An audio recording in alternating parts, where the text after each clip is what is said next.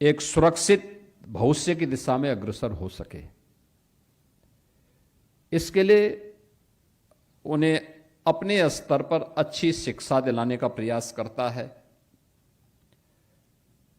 सही मार्ग दिखाने का प्रयास करता है। लेकिन जब अपेक्षित परिणाम नहीं आते हैं तो न केवल वह नौजवान बल्कि उसके माँ बाप, उनके नातेदार, रिश्तेदार, इन सब के सपने भी चकनाचूर होते हैं।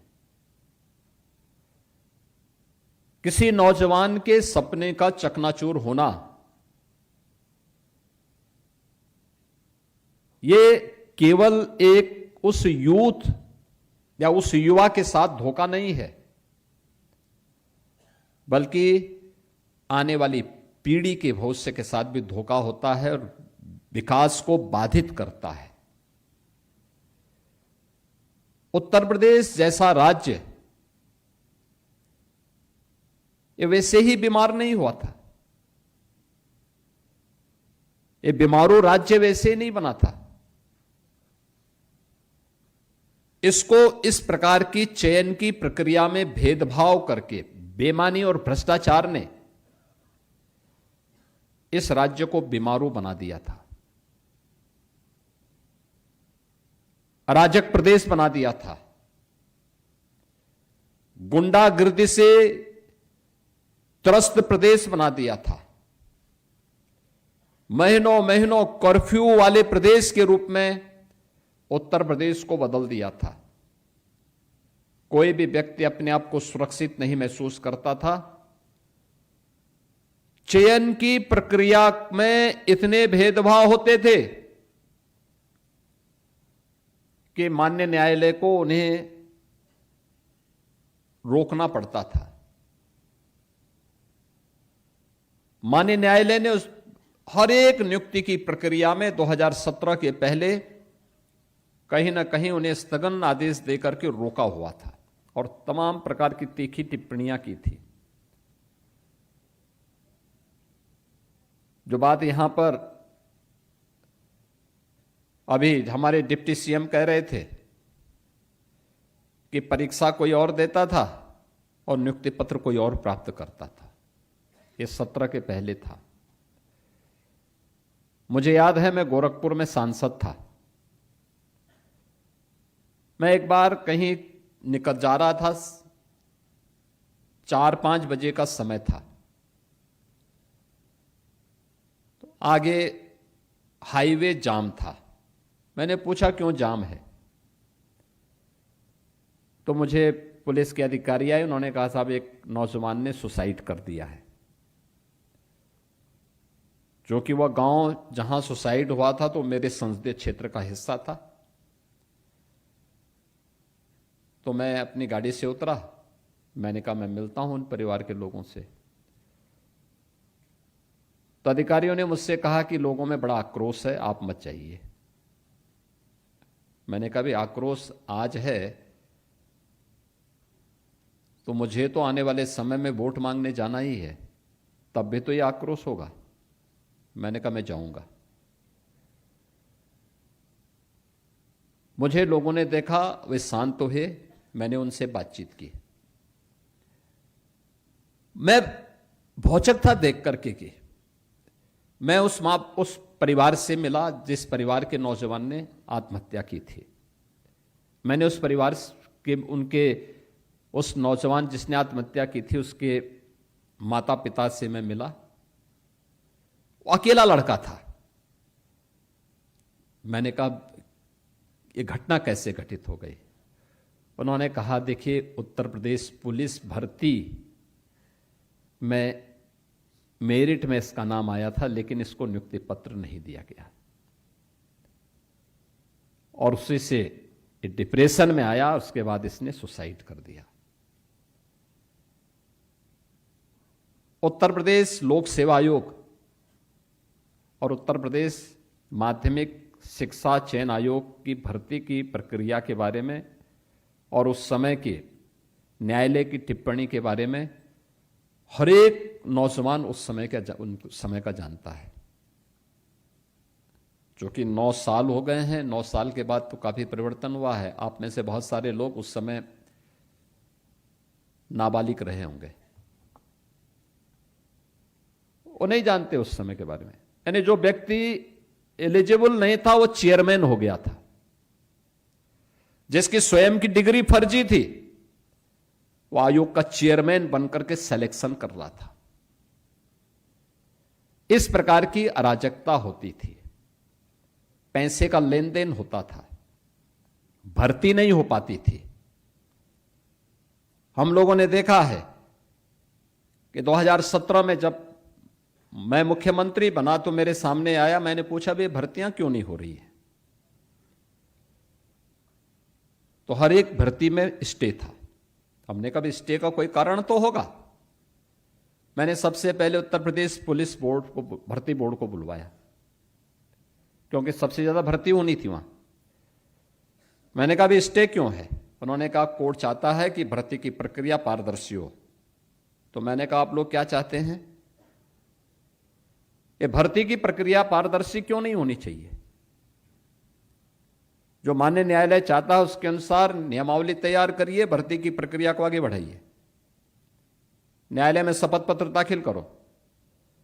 अगले 3 महीने के अंदर हमने सभी औपचारिकताएं पूर्ण की। माननीय न्यायालय ने, सुप्रीम कोर्ट ने हमें परमिशन दी, हमने भर्ती की प्रक्रिया प्रारंभ की है। और मुझे बताते हुए प्रसन्नता है कि अब तक हम 2,20,000 से अधिक पुलिस की भर्ती उत्तर प्रदेश के अंदर संपन्न कर चुके हैं। आप अनुमान करिए, केवल पुलिस में ही 2,20,000 से अधिक भर्ती। पहले छोटी सोच थी तो काम भी छोटे छोटे करते थे। मुझे 2025 में 60,000 नौजवानों की भर्ती करनी थी। सभी लोग कहते थे साहब 60,000 कैसे हो पाएगी, और कहना भी उनका स्वाभाविक था, क्योंकि अधिकारी तो पुराने ही है, तो मानसिकता बदलने में थोड़ा समय लगता है। मैंने कहा क्यों इसकी चिंता कर रहे हो? उन्होंने कहा साहब ट्रेनिंग कैसे होगी? मुझे भी एक बार तो लगा कि हाँ ट्रेनिंग, क्योंकि 2017 में जब हम लोग ट्रेनिंग के लिए पुलिस की भर्ती मुझे करनी थी, 30,000 पुलिस की भर्ती मुझे करनी थी उस समय, पहले लॉट में, फर्स्ट फेज में 30,000 पुलिस आरक्षी की भर्ती होनी थी। ट्रेनिंग कहां होगी? क्योंकि 9 महीने की ट्रेनिंग भी होती है। तो मैंने एक पूछा भी उत्तर प्रदेश में ट्रेनिंग की क्या स्थिति है? कुल क्षमता थी 3,000 की। अब हम कहां करें? मैंने भारत सरकार से बातचीत की। मैंने कहा मिलिट्री, पैरामिलिट्री के ट्रेनिंग सेंटर होंगे। अन्य राज्यों से बात की और तब जाकर के हम लोग पुलिस की वो भर्ती पूरी कर पाए थे। ये 2017 की बात कर रहा हूं। और 25 में जब हमने भर्ती की, 60,244 नौजवानों का एक साथ भर्ती, और एक साथ भर्ती के बाद ट्रेनिंग के लिए बहुत सारे लोग ये मानते थे कि यूपी उनके पास आएगा गुहार करने के लिए कि ट्रेनिंग के लिए अपने सेंटर दे दो। मैंने कहा नहीं, यूपी अपनी ट्रेनिंग क्षमता स्वयं विकसित करेगा। और मुझे बताते हुए प्रसन्नता है कि अभी मैंने 26 अप्रैल को पासिंग आउट परेड के माध्यम से उन 60,244 नौजवानों को अब फील्ड ड्यूटी में भेज दिया है, उनकी सफलतम ट्रेनिंग के बाद। ये सभी ट्रेनिंग उत्तर प्रदेश के अंदर ही, उत्तर प्रदेश के ही केंद्रों में हुई है, जो उत्तर प्रदेश पुलिस के अपने केंद्र हैं। कार्य करने की इच्छा शक्ति,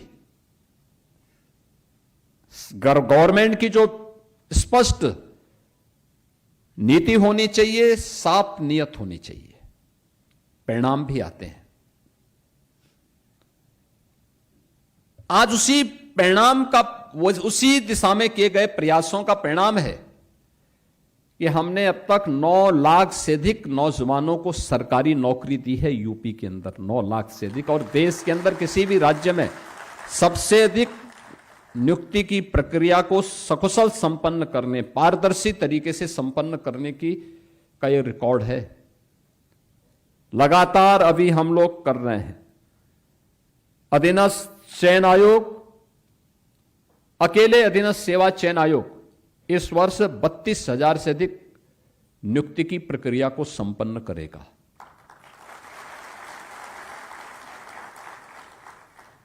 शिक्षा चयन आयोग, इसमें हजारों शिक्षकों की भर्ती की प्रक्रिया इसके माध्यम से संपन्न होनी है। उत्तर प्रदेश लोक सेवा आयोग लगभग 15,000 भर्ती इसको करनी है, इस वर्ष ये इसको संपन्न करेगा। उत्तर प्रदेश पुलिस भर्ती और प्रोन्नति बोर्ड वर्तमान में उनके सब इंस्पेक्टर के और होमगार्ड की भर्ती की परीक्षा संपन्न हो चुकी है। अगर इन दोनों को मिलाकर के देखेंगे तो यह संख्या है 45,000 और लगभग इतने ही और भर्तियों की प्रक्रिया हमारी आगे बढ़ रही है। ये मान करके चलिए कि अगले एक वर्ष, इस एक वर्ष के अंदर यानी 26-27 के अंदर अकेले यूपी के अंदर 1.5 लाख इन सभी विभागों में भर्ती की प्रक्रिया, इन सभी आयोग और बोर्ड के माध्यम से 1.5 लाख से अधिक भर्ती की प्रक्रिया संपन्न होनी है। और आप देखेंगे किसी भी भर्ती की प्रक्रिया में हमने यूपी में भर्ती की प्रक्रिया में किसी भी प्रकार का सेंध न लगे, इसके लिए एक सख्त कानून भी बनाया है। जो भी इन भर्ती की प्रक्रिया की, इसकी पारदर्शिता पर, इस भर्ती की प्रक्रिया की किसी भी प्रकार की धांधली करते हुए पाया जाता तो उसको आजीवन कारावास की सजा और उसकी पूरी संपत्ति को जब्त करने का कानून भी हमारे पास मौजूद है। हम उसका इस्तेमाल भी करते हैं। परिणाम है, आज हम लोगों ने 9 लाख से अधिक भर्ती की। अभी अधीनस्थ सेवा चयन आयोग से जुड़े हुए आज भी, कल भी और फिर 6 को भी हम लोग नियुक्ति पत्र वितरित करने जा रहे हैं। ये लगातार चलेंगे।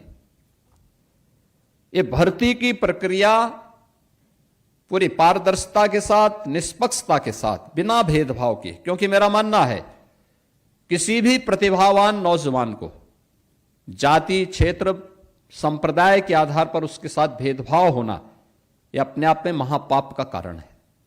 हम उस प्रतिभा को कुंठित करते हैं और विकास को अवरोधित करते हैं। अगर हमने भेदभाव किया होता तो हम उत्तर प्रदेश की अर्थव्यवस्था को इन 9 वर्षों में, जिसमें कि हमें वैश्विक महामारी कोरोना से भी जूझना पड़ा था, हम उत्तर प्रदेश की अर्थव्यवस्था को 3 गुना नहीं बढ़ा पाते। हम उत्तर प्रदेश की प्रति व्यक्ति आय को 3 गुना करने में सफल नहीं हो पाते। उत्तर प्रदेश के अंदर कानून व्यवस्था या उत्तर प्रदेश के अंदर आज जो हमने देश का सबसे अच्छा इंफ्रास्ट्रक्चर हम लोगों ने दिया है, एक्सप्रेसवे का, हाईवे का, ग्रामीण सड़कों का, ये हम नहीं दे पाते। जिन विभागों के बारे में लोग जानते ही नहीं थे कि ये भी कोई विभाग है, आज उन विभागों ने अच्छा काम करना प्रारंभ किया है।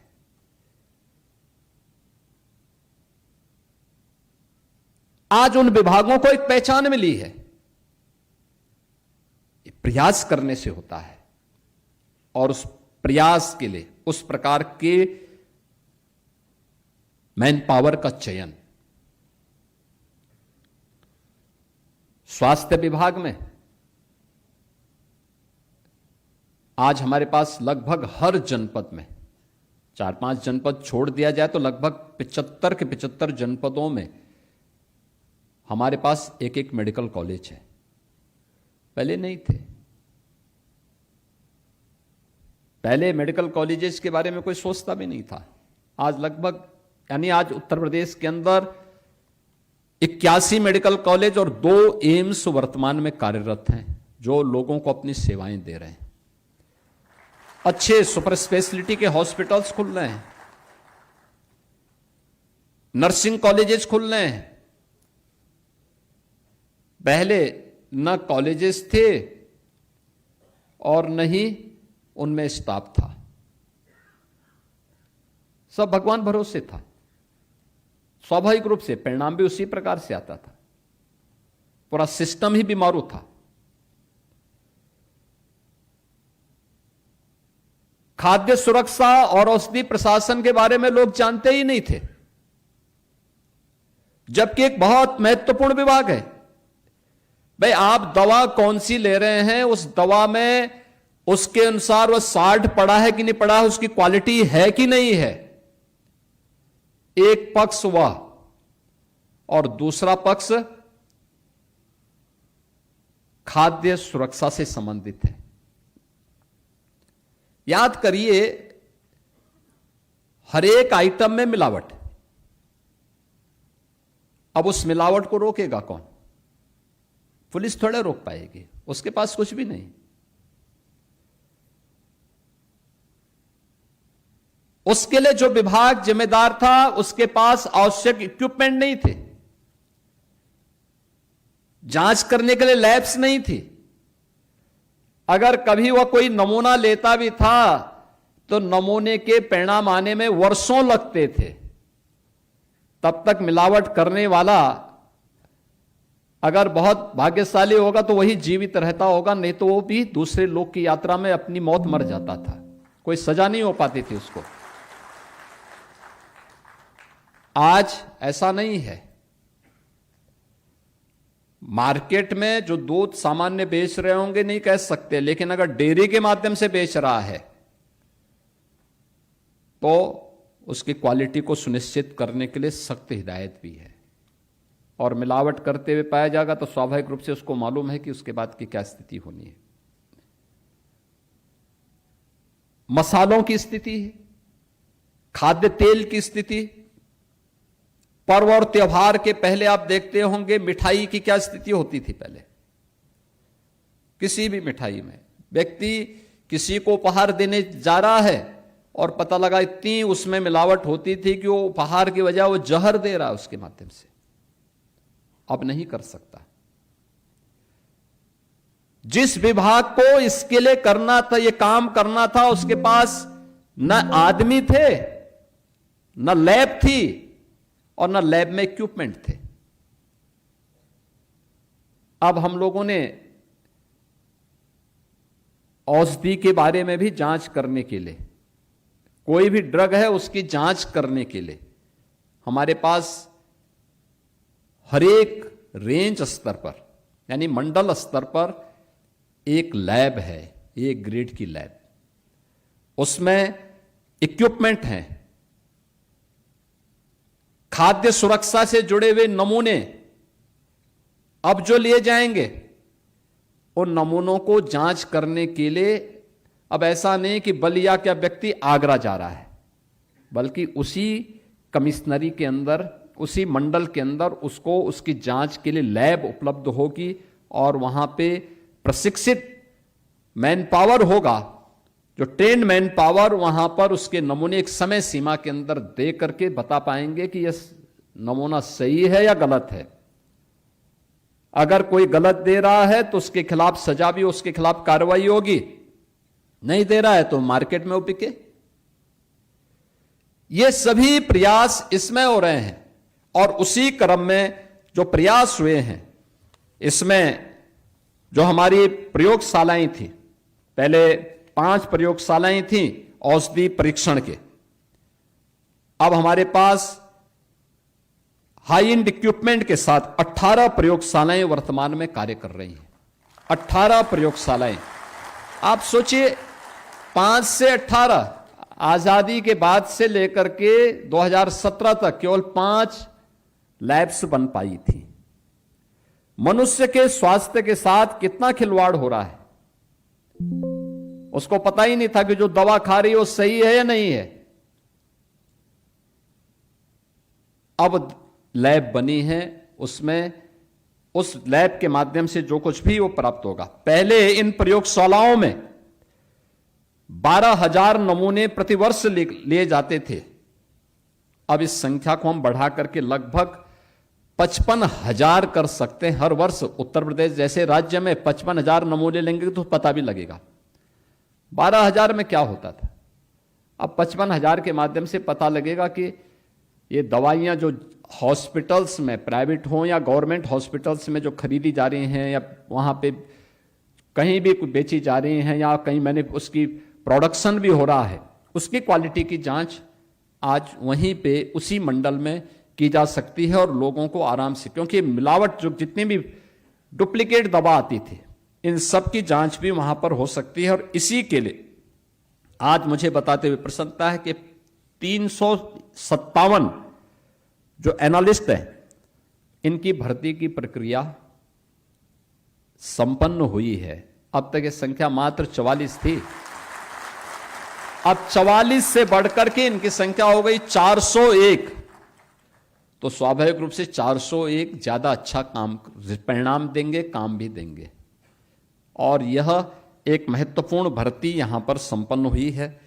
ऐसे ही खाद्य सुरक्षा से जुड़े हुए जो 6 प्रयोगशालाएं पहले थी, आप पहले उसमें फूड एनालिस्ट की संख्या अभी तक केवल 58 ही है और हम लोगों ने इसके लिए 417 पद के लिए रियाचन भेजा हुआ है जो उत्तर प्रदेश लोक सेवा आयोग में चल रहा है। बहुत शीघ्र उनकी भर्ती की प्रक्रिया संपन्न होने जा रही है और उसमें उनको भी हम नियुक्ति पत्र ऐसे ही वितरित करेंगे। खाद्य सुरक्षा के सभी नमूने उपलब्ध हों। अभी तक केवल 6 लैब्स थी, अब 18 लैब्स हो गई हैं जिसमें हम लोगों ने अच्छे इक्विपमेंट, सभी जो भी वहां पे खाद्य नमूनों की जांच करने के लिए आवश्यक थे ये सभी उपलब्ध करवा दिए हैं और अब कोई जन स्वास्थ्य के साथ नहीं खिलवाड़ कर पाएगा। ये लैब्स जो बनी है, ये सभी एनालिस्ट जब वहां पे भर्ती होकर के आ जाएंगे, जो नमूने अब तक केवल 36,000 नमूने प्रतिवर्ष लिए जाते थे, हम इनकी संख्या को बढ़ा करके 1,08,000 से अधिक प्रतिवर्ष ले सकते हैं और प्रत्येक खाद्य सामग्री जो जनता के लिए परोसी जाएगी उसकी क्वालिटी को सुनिश्चित कर पाएंगे। और ये मनुष्य के स्वास्थ्य के साथ मुझे लगता है किसी भी प्रकार की कोई खिलवाड़ नहीं कर पाएगा। यह कार्य इसके माध्यम से करने का एक प्रयास हुआ है और जो मार्केट से कोई भी मिलावट वाली सामग्री है, कोई भी इस प्रकार की चीजें हैं जो उसके स्वास्थ्य के साथ खिलवाड़ करता हो, उसको हटाने की प्रक्रिया का एक हिस्सा। आज इसके साथ ही 252 डेंटल हाइजीनिस्ट की भी भर्ती की प्रक्रिया संपन्न होकर के नियुक्ति पत्र वितरित किए जा रहे हैं। आप सोचिए कितने व्यापक पैमाने पे सरकार के स्तर पर एक कार्रवाई हो रही है, अलग अलग स्तर पर। कोई पहले इसका महत्व नहीं समझता था क्योंकि उनको मानव स्वास्थ्य से मतलब ही नहीं था, उनको अपने स्वयं के स्वास्थ्य से मतलब था, अपने परिवार के स्वास्थ्य से मतलब था, समाज के स्वास्थ्य से मतलब नहीं था। इसलिए कोई भी, और स्वाभाविक रूप से आप देखते होंगे किसी व्यक्ति का दांत अगर एक बार खराब हो जाए ना तो उसका सारा स्वाद एकदम चोखा हो जाता है।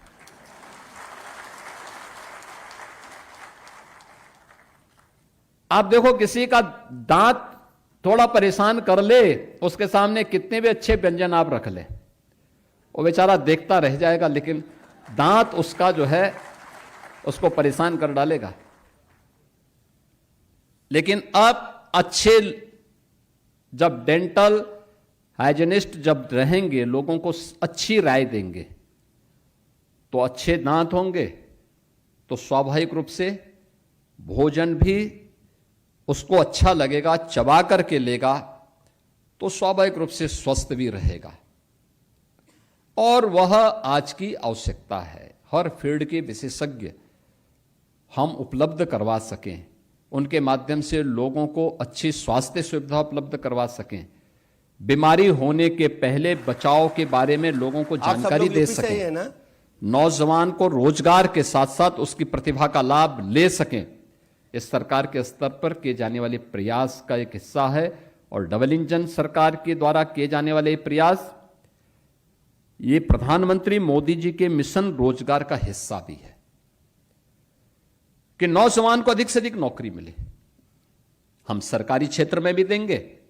बहुत सारे यूथ ऐसे होते हैं जो चाहते हैं कि नहीं है, वो अपने तरीके से अपना स्वयं का स्टार्टअप स्थापित करें, अपना स्वयं का उद्यम स्थापित करें। उनके लिए भी हम लोगों ने व्यवस्था बनाई है, अलग अलग प्रकार की व्यवस्थाएं बनाई हैं। कहीं पे पीएम स्टार्टअप की योजना है, कहीं पीएम स्टैंडअप की योजना है, कहीं सीएम युवा उद्यमी योजना है, कहीं पीएम मुद्रा की योजना है। ये सभी योजनाएं भी कार्य हो रही, इसमें भी कार्य हो रहा है। एमएसएमई सेक्टर में ढेर सारे नौजवानों को नौकरी मिली है। सुरक्षा का बेहतर वातावरण बना, दंगा मुक्त और गुंडा मुक्त प्रदेश हुआ, अच्छे निवेश आए। अभी पिछले दिनों मैंने फार्मा सेक्टर में निवेश के 17 ऐसे निवेशकों को यहां पे पत्र जारी किए हैं जो राज्य के अंदर ही इसका प्रोडक्शन करेंगे, मैन्युफैक्चरिंग करेंगे। यानी ये चीजें दिखाती हैं कि लोगों के मन में अब यूपी के बारे में एक सोच आ रही। आखिर ये जितने भी उद्योग लगेंगे, इन सभी उद्योगों में कोई नौजवान नौकरी पाएंगे ना, उन लोगों को नौकरी करने का अवसर मिलेगा। एक बड़ा उद्योग आएगा तो उसके साथ अन्य यूनिट भी लगेंगे। यूपी का प्रोडक्शन देश के लिए काम आएगा। और इसीलिए आज के इस अवसर पर मैं आप सबसे कहूंगा कि आपकी पीढ़ी सौभाग्यशाली है कि आपने इस भर्ती की प्रक्रिया में आप बैठे तो किसी भी स्तर पर सिफारिश की नौबत आपके लिए नहीं आई। आपने किसी से कोई सिफारिश नहीं की, आपकी तरफ से कोई बोलने वाला नहीं था। आपके बीच में भर्ती बोर्ड के चेयरमैन बैठे हुए थे, आप में से कोई उनका शकल भी नहीं जानता रहा होगा। वो तो मैंने मंच से बोल दिया, अन्यथा आप लोग भी नहीं पहचानते कि हमारे कौन भर्ती की प्रक्रिया के साथ कौन चयन कर रहा है। यह है निष्पक्षता कि जिस व्यक्ति के द्वारा, जिसके नेतृत्व में भर्ती की प्रक्रिया पूरी हो रही है, वह आप ही के बीच में बैठा है, लेकिन आप उनकी शकल नहीं जानते हैं। यह है निष्पक्षता का उदाहरण। और नहीं तो पहले क्या होता था, पहले भर्ती बोर्ड के चेयरमैन एक और बैठते थे और चाचा भतीजे की जोड़ी वसूली के लिए निकल पड़ती थी और हर एक को पता था और सबकी पर्ची जाती थी, नाम भी जाते थे। और जब हवालात में जाने की नौबत आती थी तो वो चेयरमैन को जाती थी, वो बेचारा फंसता होता।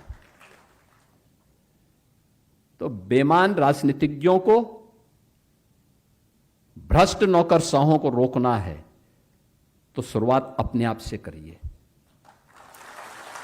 हम सबको अपने आप से इसकी शुरुआत करनी होगी। आम जनमानस ईमानदारी के साथ अपना जीवन आगे बढ़ाना चाहता है और उस प्रक्रिया के साथ हमें जुड़ना पड़ेगा। हमें इस बात को देखना होगा कि अगर हमें निष्पक्ष तरीके से, पारदर्शी तरीके के साथ इस व्यवस्था के साथ जुड़ने का अवसर प्राप्त हो रहा है और आपकी पीढ़ी सौभाग्यशाली है कि आप अपने सपनों को एक नई उड़ान देने के लिए आपके लिए गवर्नमेंट ने उस प्रकार का प्लेटफॉर्म उपलब्ध करवाया है। आपके मां बाप के सपने साकार हो रहे हैं। ये सपने साकार होना आपके लिए एक नए युग में प्रवेश करने जैसा है और उस दिशा में आपके द्वारा जो प्रयास प्रारंभ होगा, इसलिए आपकी भी जिम्मेदारी बनती है कि अगर गवर्नमेंट ने इस प्रकार का प्लेटफॉर्म दिया है तो हम भी जिस शुद्ध नियत के साथ आपको नियुक्ति पत्र दिया जा रहा है उसमें जितना अच्छा हो सकता है अपने स्तर पर हम उतना अच्छा परफॉर्म करके दिखाएंगे। यह हम करके दिखाएंगे तो आपके इस पूरे सिस्टम पर लोगों का विश्वास बना रहेगा। उस विश्वास के प्रतीक के रूप में आपको अपने आप को स्थापित करना है।